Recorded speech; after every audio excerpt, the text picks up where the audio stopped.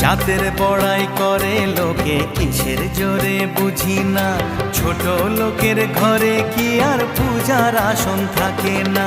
জাত ভেদাভেদ ভোল বন্ধু বুকে তোল, বন্ধু মানে আপন জন, বন্ধুই আসল।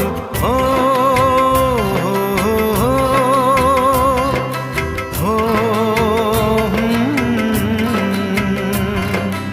এই মাটিতেই জন্ম করে মাটিতে মরণ, ভালোবাসা দিবি নিবি থাকবি যতক্ষণ।